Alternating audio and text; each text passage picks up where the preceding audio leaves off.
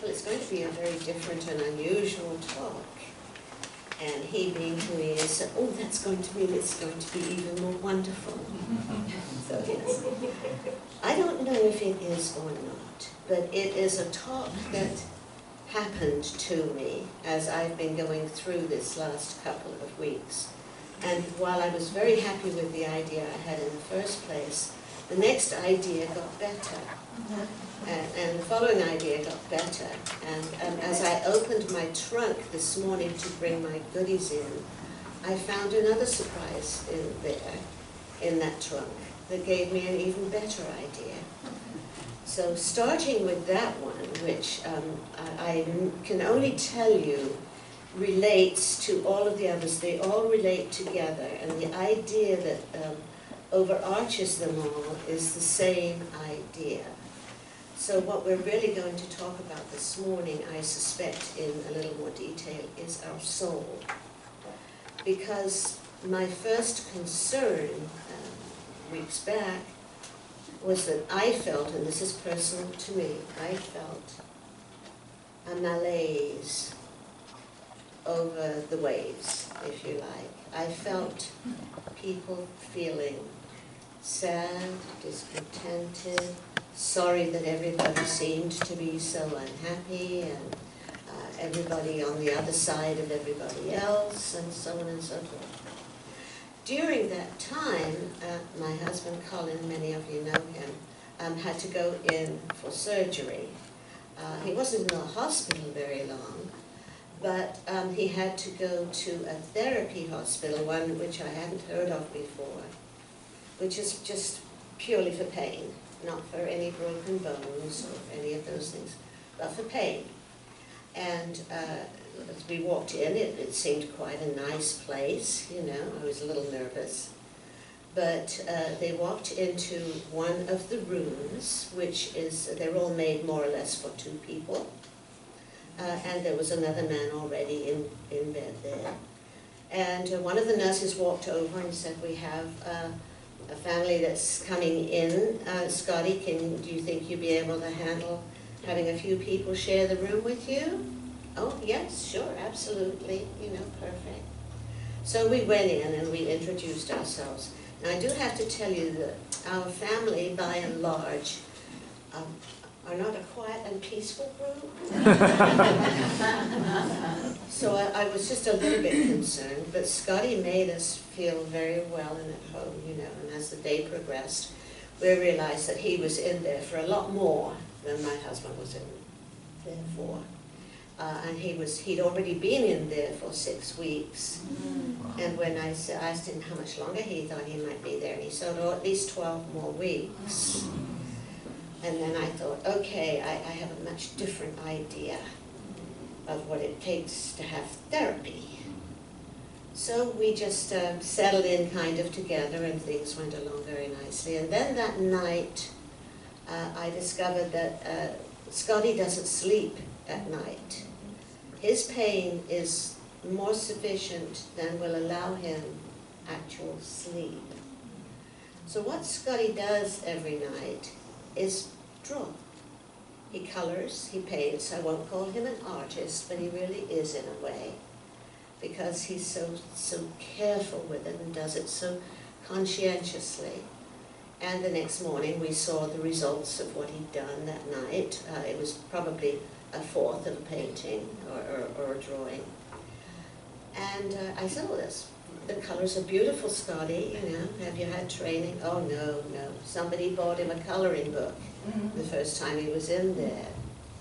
And other things that we learned about him, that each thing was a surprising thing.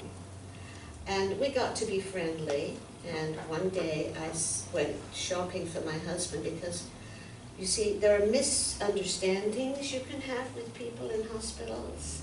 Oh, you'll only be in there a couple of days. Okay. So I brought a couple of days worth of clothes. On the second day, my husband said to me, you better get some more clothes because I don't have enough here. And I'm going to spend most of my time in bed, so get me stuff that doesn't wrinkle all up and make it big so that I'm comfortable. I don't buy my husband's clothes. He buys his own clothes. So I thought, well, okay, big 3X. What do I know?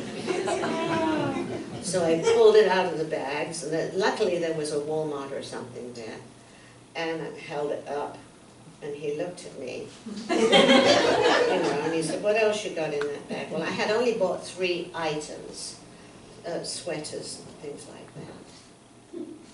And he said to me, Scotty's a big man, do you want to see if he wants them? So I hate, and I don't use that word often, going to take stuff back to try and get my money back. So I said, Scotty, my husband would like to offer you these things. I got the wrong thing. So I said, which one would you like? Oh, and he said, oh, that one. It really was the nicest one. Nobody else was interested. So I said, well, Scotty, it looks like they're all going. You want them all? And he said, oh, yes, I'll pick them all. 2 or 3 days later, our daughter, who spent almost the whole 2 weeks with us there, said, Mom, you do realize that Scotty has never taken that first shirt off, don't you? So I said, okay, I'll talk to a nurse, and I talked to a nurse, and she explained to Scotty how he was allowed to take his shirts into the laundry and wash them if he wanted to. He did, thank goodness. But when we gave Scotty the shirts, and he was in a wheelchair, of course, he held out his arms for a hug. So I went right over, gave him a hug, and he whispered in my ear,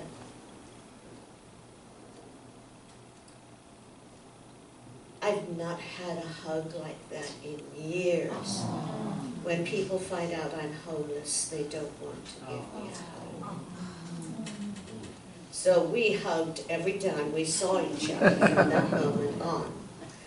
And as we were coming closer to the end and Colin was going to be dismissed, we decided that we better say goodbye to Scotty. And he had already started working on a painting for me. And so I said to Scotty, oh, this is wonderful. I didn't know it was for me. I said, are you going to get it framed or what? What are you going to do with it? He said, oh, I've never had anything framed. And I said, what? You've never had anything framed? Most of you know we have a very beautiful artist at home. That everything gets framed. And so I went to Colin and I said, he's never had anything framed. And Colin said, well, that one is yours. Take it home and get it framed. So we did. And what happened was Colin took a photograph. Now, please remember, this is Scotty. He's a homeless man. Never had any training. He's not very good, and it's not a very great painting. But this is what he made. Oh, wow. Overnight in his sleepless nights. Oh. And so, you know, we told him, I said to him, oh, Scotty, I love the colors. And, it's not my personal painting. I wouldn't do it, you know. But for him, when I realized I have a daughter that does really beautiful paintings, how sad it would have been if nobody ever saw her paintings the way nobody ever saw Scotty's paintings. So we took it home. Colin framed it up. Not great, but it'll do. And we took photographs and sent them to Scotty in the hospital so that he would be able to show, if he had a visitor, he would be able to give that. And then we had some friends come around to visit. They hadn't seen us in a while. And this was still on the couch waiting to be photographed or something. And I told her why it was there. And she and her husband both were shocked. Not at the whole story, but at the fact that we would take the painting home, frame it, photograph it, put it in, we bought some little card frames, and send them to him. And they, oh, you know, like we were some kind of saint or something like that. And her husband was the same way. Stand back up and get back to the mic. Thank you. Get that mic a little closer to your mouth. The seat Pull of it up. power. There you go. Okay. So anyway, long story short, that's all over. That's all there was to it. But it kept bugging me that people would think that doing what we did was so spectacular. I mean, we haven't told anybody since you guys. Okay? So I thought about that, and I thought, what is this? What's going on here? There's much more, I'm sure, of that kind of stuff going on in the world than I am aware of with other people. So anyway, I let it go for a little while. And then the next idea came up, and it was an advertisement on television. It was a really nice-looking young man. I'm going to put him at about 14, 15. And the scenery gave you to understand immediately that this was not a wealthy family. They didn't spend a lot of money on lighting, wasting money on lighting. There was a Christmas tree in the corner with nothing on it. And he was sitting in the semi-dark trying to do his homework. And his mother had gone to work. So you kind of made your own story up out of that. And then the scene goes to where he is looking around the room and looking at how miserable it is. And he sees a basket full of laundry waiting to be done on the couch. And all of a sudden he gets enthused about something. And he pulls his little wallet out, and he's got a few dollars and something there, and he counts and writes. And then he's on his bicycle, racing to the store. He's got enough money to buy something. And he was in some kind of haberdashery store, place where you could buy ribbon, and he bought ribbon. The next scene shows his mother coming home from work, and as she comes in and opens the door, the lights go on, and there are 2 or 3 little sparkly ornaments. And she stands in the door and looks at him. See, now I'm going to cry again, for God's sake.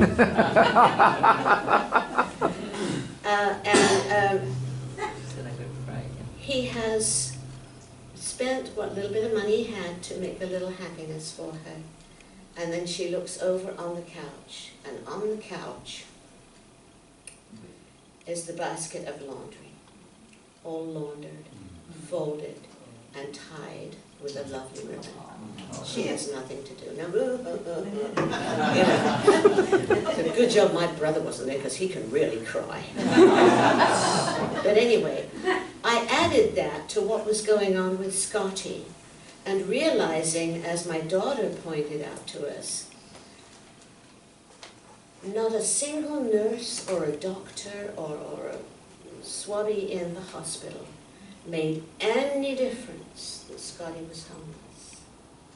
They were all as lovely and polite to him as they were to us and to everybody else. And then I thought, isn't that wonderful? And then Sandra continued and pointed out to me that Scotty was the same to them. He was so respectful and generous, and how are you doing this morning? I can see you were up too late last night, blah, blah, blah, you know. And I thought, I have had the wrong idea about homelessness. Every homeless person is a person. A person. First and foremost, they are a person. And they need as much love and respect as we can give them, because they have within themselves the ability to give love and respect out. And this kind of poking at me from God, thank you very much, kept messing up with my talk for today. And I went to my Science of Mind magazine, which many of you take. And the thing that interested me was something that Ernest Holmes said about well, two things. Trying to make New Year's resolutions and trying to figure out what to give people for Christmas. And about New Year's resolutions, he said the only reason people mess with these New Year's resolutions is because they think they suck the way they are. He used different language. They always want something better about themselves than they are right now. They're never satisfied with who they are, what they've got, or anything else, and they get into New Year's resolutions, which makes them worse than they were to start with. And yes, I thought that's right. And his answer to all of that was that we need to remember when we get into that stuff, that the Bible says we're made in the image and likeness of God. And he didn't go on to say, God help God, but he wanted us to realize that we're all very different. Doesn't matter how we were born, or where we were born, or what we were born with, we were all born of God. And that was his saying. And then he got on to the gift bit and said the important thing about gifts is to remember that you are one of the gifts. You are a gift of God. How grateful are you? How grateful are you that you are the gift that you are? Do you understand how special, how perfect, how beautiful? Thus the song, I love myself the way I am. And I thought the purpose of my talk this morning has to be to try to get that across to the congregation. Every one of us, and I hope you will do this just to please me, just to shut me up. Well, that's one of my husband's favorite sayings. Learn just one line, or two lines, or one verse of that song, and sing it to yourself in the morning, and mean it. I asked the choir to stop for a minute when I came in. They were practicing, and I said, do you mind if I read it to you? I had a school teacher once whose sole purpose for living was to make us read poetry out loud. But I was grateful later on in life because I realized that it came in useful for me.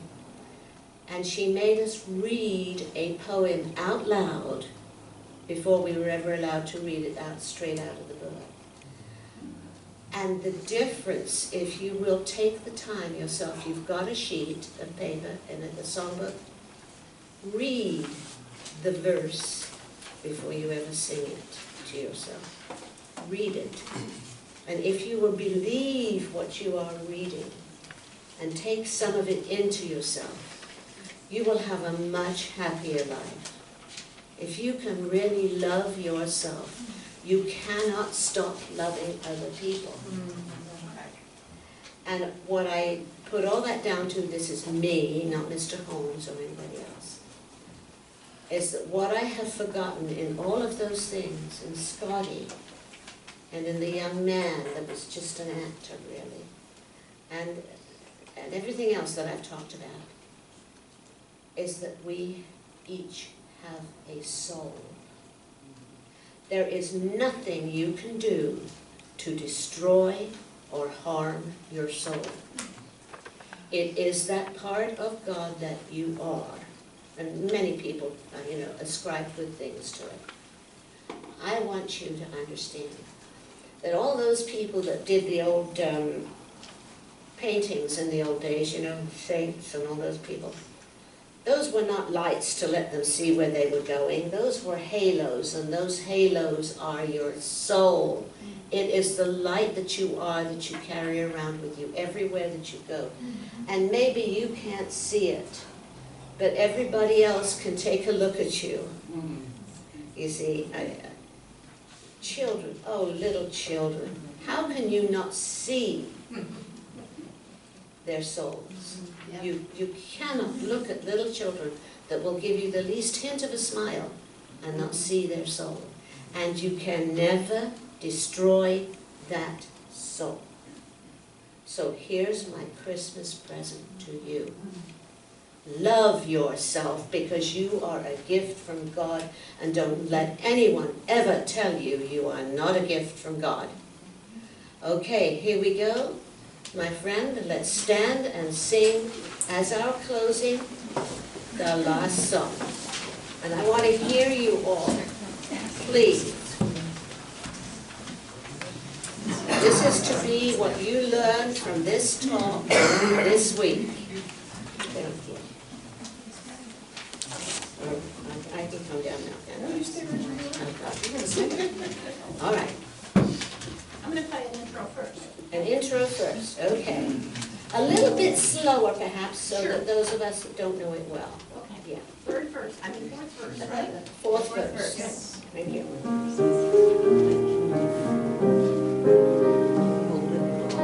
Hug somebody. Hug somebody while you're singing. Love myself the way I am, and still I want to grow. A change outside can only come when deep inside I know I'm beautiful and capable of being the best me I can.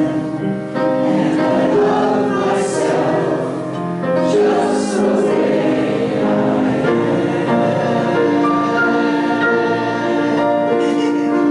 love myself just the way I am. Show somebody you love them.